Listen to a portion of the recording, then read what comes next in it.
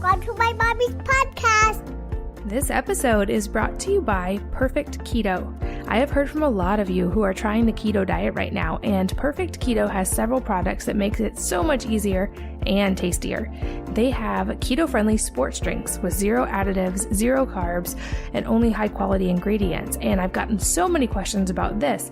They also have exogenous ketones that raise blood ketone levels up to 1.5 millimoles per liter. So that would be simulating a fast. A lot of people use these exogenous ketones to increase mental performance and energy production and fat burning without the need to do extended fasting.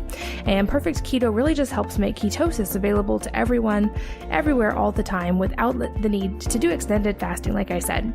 You can check out these and all of their other products at perfectketo.com/healthymoms. And if you use the code healthymoms, all uppercase, you can save 20% on any order. This podcast is brought to you by Joovv. This is a super bright red light that I have in my bathroom and that I use every day to help my skin, my hair, and my brain all to be their best. Here's the deal. Every day we're exposed to a variety of cellular stressors like blue light, environmental toxins, and EMFs that can basically reduce how efficiently our cells can work. Joovv combines red and near-infrared light without the heat of a sauna in a single product that lets me combat the negative effects of the modern world and combat wrinkles in just a few minutes a day. I've talked to a ton of people who love this light as much as I do, and they say it has helped improve everything from their skin and hair to tightening up their skin and even improving sleep and libido. It has a lifespan of 50,000 plus hours, so they truly last a lifetime, and it's one of the easiest things I do for my health. Joovv is also third-party tested and FDA approved, and you can check it out and learn more about the many benefits by going to joovv.com/wellnessmama. That's JOOVV.com/wellnessmama. And when you use that link, they will throw in a special gift with any purchase just for being a Wellness Mama podcast listener. Hi, and welcome to the Wellness Mama podcast. I'm Katie. And I'm Heather. And we are sitting in a sauna right now and excited to chat about taking control of your family's healthcare and saving money in the process, because this is something that we both navigated for a long time, not very well at first, and had to learn a lot of things the hard way. And we're hoping that maybe you can learn from our experience and save some of that time and money that we had to go through. Yes, definitely. So basically, the reason this became an issue for both of us is within our families, we both faced health problems that were either obscure a little bit or not widely known, or that we had to use alternative methods to fix. And we had to navigate how to do that when it wasn't the standard medical care standard of practice.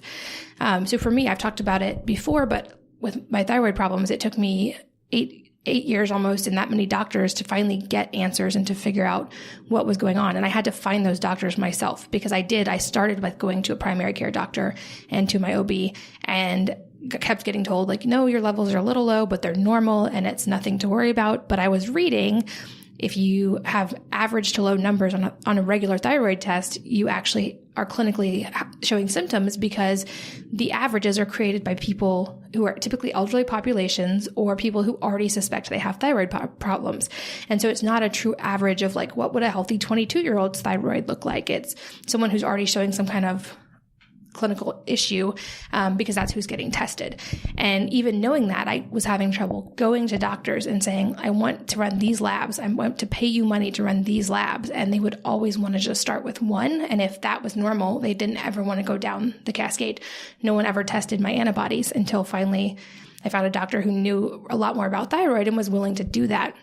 And so that for me was the very beginning of kind of trying to embrace figuring out how to navigate that on my own, because I wasn't getting answers from traditional medicine. And Heather, I think you had a similar experience pretty early on. Definitely. Well, my first child, my daughter, started showing signs of tooth decay, even though I had eaten a very traditional diet when I was pregnant with her, and she had eaten all whole foods her entire life. And I was honestly just completely, I at first felt huge amounts of guilt, but also wondering what I had done wrong or what had gone wrong. And ultimately, after a lot of searching, what I realized is I had a genetic mutation that had altered how nutrients were utilized and absorbed in my body, and that had partly played a role while I was pregnant, but also I had passed on a part of that mutation. and it was altering nutrient uptake. And so, it's for us, there was that. And then, my husband had some ongoing health issues that we'd kind of worked through. We'd done some gut healing diets, but it felt like no matter what we did, we were having trouble getting to the root of that as well.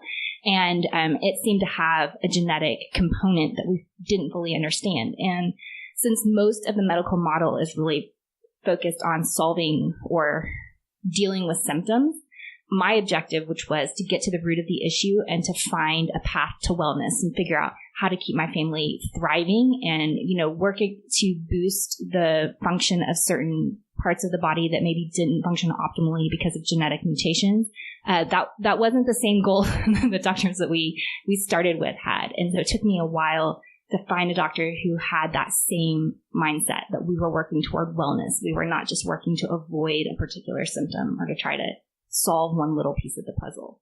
Yeah, definitely. I think that was a huge key in mine as well. And for me, I started making my own health changes and kind of trying to gauge things that were working and things that weren't. And then the next step in this process for me was my third child was born via C-section. And I did not know at that point what I know now about the microbiome and seeding and passing on bacteria. And he was born in a very sterile environment and immediately transferred to the NICU, where I couldn't even touch him for a week. And he started exhibiting symptoms as soon as he started eating solid foods of like mild autistic symptoms, and also horrible eczema on his face and obvious gut issues. And all of the conventional advice I was getting from the doctor, from the pediatrician, was just put something topical on the skin and he'll probably grow out of the behavioral stuff and there's nothing to worry about there. And as a mom, I was like, it's not normal that my kid has these like crusty bleeding patches on his face. And so that was the next thing I started researching of, is there something I can do at home that would help him, or are there practitioners that could help him? And that led me eventually into GAPS and into understanding the gut microbiome in a much deeper way. And he's now completely neurotypical. He is developmentally exactly where he's supposed to be, and his skin is fine. But that was a long 2-year process. And I think that was another moment in our life that really cemented that we as parents have so much power, but also so much responsibility that, unfortunately, I wish it was as simple as we could just outsource that to a doctor and get the answers we want, but that very rarely seems to be the case. And I know we've both heard from so many of you who have had similar experiences and have had to pretty much navigate and be on the front lines and fight for your child or for yourself or for your husband on the front lines yourself. And I know we've navigated that too. And we've found some things that have been really helpful in that process, and wanted to just share some of our actual practical and logistical stuff today. Yeah, absolutely. I think the thing I look for most and the thing I love most about our doctor is that he values and trusts a mom's instincts, because there is nobody that is watching the details like a mom. And when a mom says something is off, you can trust that it's off. Even if she hasn't found a way to articulate it yet, there's almost always something there.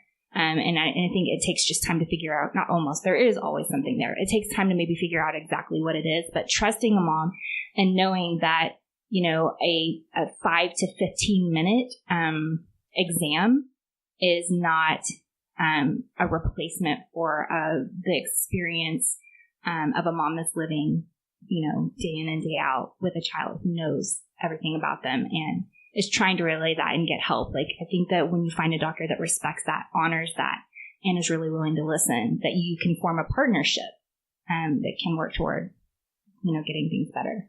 Yeah, that's so key. I think so many other cultures throughout history have been so much better about listening to gut intuition and to especially a mother's wisdom. And we've gotten away from that because we want to be able to just trust doctors. And it's not that simple until you can find, like you said, someone who is truly a partner. And I think that's, if anything, what I wish I could help shift in the medical community, because at the end of the day, I think doctors across the board, you don't get through that many years of school and that much extended education without actually caring about what you're doing and caring about your area of expertise and caring about your patients. And I know many doctors who are just as frustrated by not having enough time with their patients as the patients are. But I feel like the medical community right now, it doesn't really set doctors up for success in that, or let them be able to be partners in healthcare with someone, because it's such a short amount of time that you see a doctor. You can't really work through your questions and they can't really give each patient as much time as they want, which that was part of what led both of us, I know, to finding definitely alternative methods of both our primary care doctors and also of insurance. And that's what we wanted to go deep with you guys on today, because early on, I know for both of us, there was a tremendous amount of cost of trying to figure all this out. We were getting all these lab tests and genetic tests and working with specialists, many of which were not covered by insurance and many of which were very expensive. And I know now we've both kind of ended up in similar sort of complementary methods of navigating this that have saved a ton of money, but also allowed us to pursue some of the more alternative and natural options while still being overseen by a doctor. So do you want to maybe go into how you switch from like a kind of traditional insurance, traditional doctor into the system you have now? Yeah, so we definitely went through a lot of our savings trying to solve some of these issues, especially with my husband, like the gut issues and trying to get to the root of things. And we sort of bounced from doctor to doctor, just trying to get somebody who would felt like a good match, but also just because it was a frustrating process, to say the least. What ended up working for us was a really interesting hybrid model. We ended up finding a doctor that we loved and that we felt like was really passionate about caring and helping, he cared for his patients and he wanted to help his patients, but he was as frustrated by the insurance model as anyone else. So he started a subscription model where we basically, we pay a monthly subscription. So our family pays a monthly subscription to his office, and we can call him or text him or anything. If we have questions or we have an issue or something arises, he is he's almost always immediately available. He gets back to us within a day. They've provided amazing care for us. And if we don't need it, then, we just don't use it, but it's a low kind of monthly fee. And that has been amazing, just to have basically a doctor on call. And so that's kind of wellness oriented. And then what we also did is we went with, instead of our older insurance, which basically covered nothing related to wellness. I mean, everything we did was kind of just it just wasn't covered. So we went with Samaritan, and they have been really good to us about just covering things that are, when we're addressing a particular issue, we have gone through them to get help covering those needs. So that's kind of what we're doing, sort of a hybrid model. So we are monthly members with this doctor, and if we don't use it, we don't get reimbursed because there isn't an illness associated with it. But if we do need it that month, then we submit it to Samaritan, and it usually gets covered. Yeah, we've taken a really similar hybrid approach. And like I said, it took a lot of years, in fact, especially to find kind of that concierge doctor that you talked about. And I know yours is already super busy and can't take many new patients.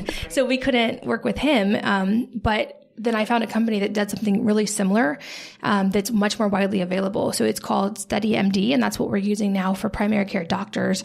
And for anybody listening, if you want to find out about it and specifically see the doctors that I've vetted and recommend, it's steadymd.com/WM for Wellness Mama. And it'll show you the actual doctors and the qualifications. But just like Heather, with your experience, I found doctors who understood functional medicine, who understood genetics, and who the same way you were paying a set amount per month. So for us, it's $100 per person for each, my husband and I. But then they have a pediatric add-on that's, I think, like $20-something a month that covers all of our kids. Yeah, it's just similar. The larger your family, the more savings. Yeah, that's great. Yeah, so it's for our family size, incredibly inexpensive.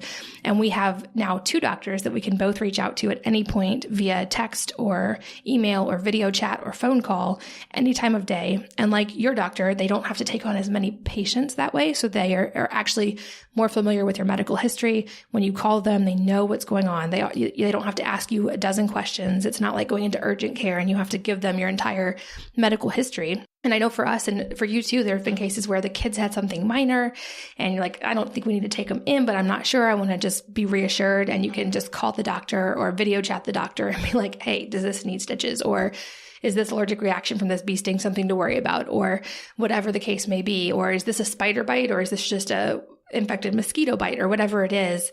It's saved so many urgent care visits. Definitely. We have been on vacation, and this is the thing I love about SteadyMD in this model is you don't actually have to be there, and then you actually save so much more time because you don't have to haul yourself into an office. There are a lot of things you can just you can resolve with a phone call. Not to say there aren't times that you want to be in the office. You definitely do, but it has just been a huge time saver, but more than anything has saved me a lot of worry. Yeah, absolutely. And that's a huge key. I feel like in today's world,